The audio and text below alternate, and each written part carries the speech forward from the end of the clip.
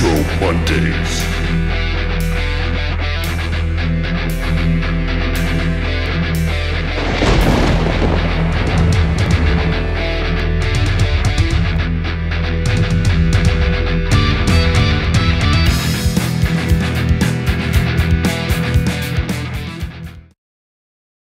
Hey, what's happening, gamers? Welcome to another Retro Mondays, except on a Tuesday today.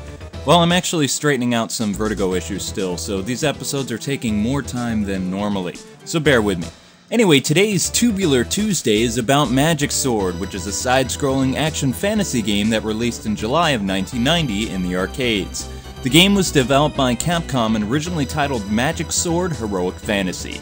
The game could also be played with two players, though the second player has no name and was not available on the Super Famicom or SNES port released in 1992.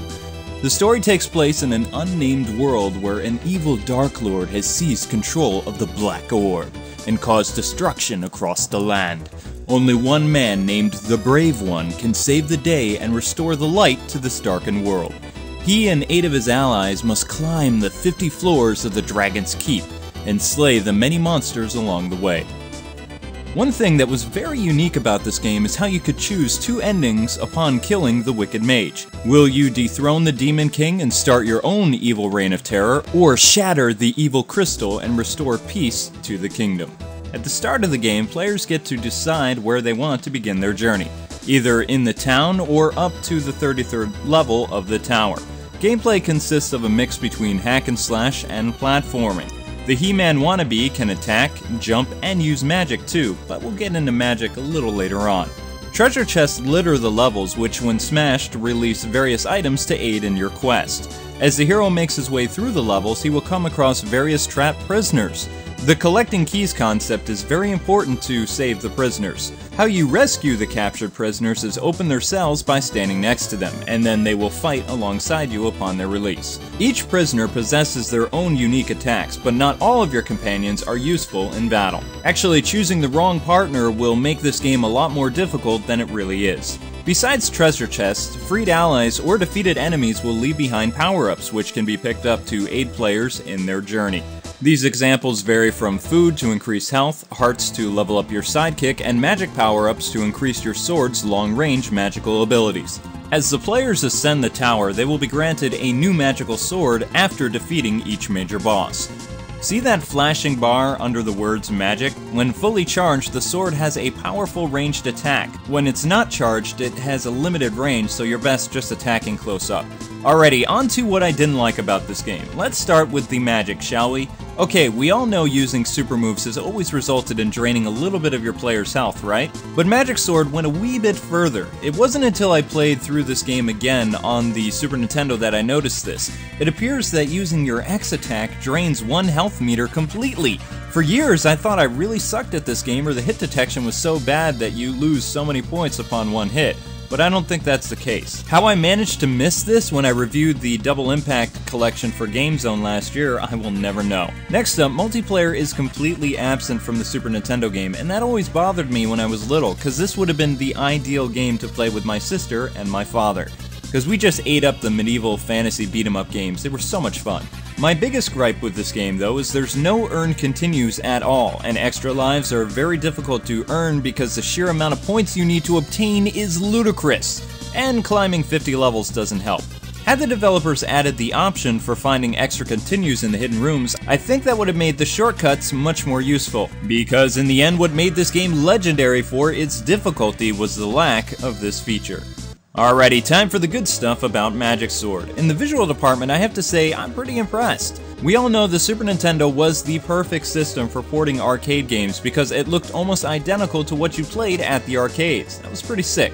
Magic Sword was no different. Most of the detail for the character sprites, level layout, and backgrounds stayed the same, though some lighting and flicker effects had to be changed a little bit, and detail had to be dropped from the walls and some other things to tone it down for the port. Still, I have to say the game looked great on the Super Nintendo.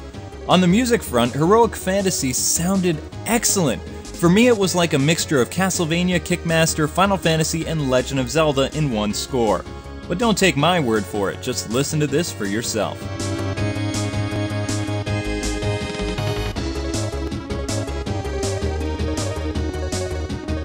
See what I mean? Doesn't that get your blood pumping? So cool.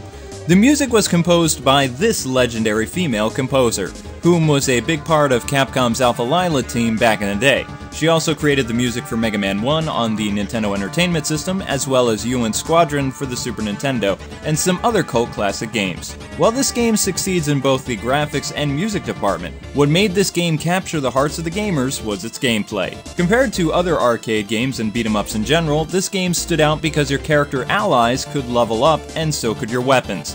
The best way to increase your partner's level is to save the same color of each ally. Just keep in mind, if you pick a blue ninja over, say, a red or purple, then your level will decrease instead of increase. Also, keep in mind that not all of your heroes are going to be helpful in this game. I mainly use the mage, the lizard man, but in all honesty, the knight and ninja are the best in this game. So in my Game Zone review, I take back saying the knight was the best, because the ninja is definitely the best in this game, because you can upgrade his shurikens to fire, and they bounce off the environment plus shoot in 3 directions too. That's pretty awesome. Cheats are in this game, such as finding hidden doors or skipping to the second to last boss fight. Supposedly there is a hidden cheat menu too, which you would hold L, R, and start at the same time on the second controller. But I've never gotten it to work, and it seems kind of odd since there's no 2-player in this game at all, so I don't think the cheat exists. I know what you're thinking, does this game have lasting appeal? I'm gonna say yes it does. Magic Sword combined all the things I was a sucker for when I was little. Arcade games, fantasy elements, knights, good visuals, excellent music, and high replay value. I will admit though, having the game go on endlessly and repeating levels tugged on my nerves tremendously when I was a child, and I probably would have mentioned that in my complaints now, but the game's gameplay for the most part forgives my few minor issues with this game entirely. Looking back on this game, it's a shame it didn't do well, but it wasn't its fault. See, the rise of fighting games started in 1991 with Street Fighter II, which stole all the thunder for many hack-and-slash beat-em-up games at that time. And they took a backseat to the popular fighting franchise, which I will admit I'm a huge fan of. To be blunt, this game is just super fun though. Even though I can't beat this game on the Super Nintendo and probably never will, still over the years I have to say that fact doesn't prevent me from trying, even though I know failure is looming on the horizon. Luckily for you, you don't need to worry about tracking down this rare Super Nintendo gem or getting an arcade cabinet. Last year, Capcom released Final Fight Double Impact for the PSN and Xbox Live. While it is the arcade port, it does feature online play, multiplayer, an updated soundtrack, and various options for the player. And I would say that collection is definitely worth owning, especially if you are a fan of either Final Fight or beat-em-ups in general. Alrighty, that's gonna wrap up another Retro Mondays. Join me next time for Looney Tunes B-Ball for the Super Nintendo, regarded as being a really fun and wacky sports game. Boom! Again, thanks so much for taking the time to watch today's episode, and a reminder I have a Facebook, Twitter, and album on iTunes if you want to check those out as well. Well, until we meet again, gamers, God bless and happy gaming. Thanks so much for watching.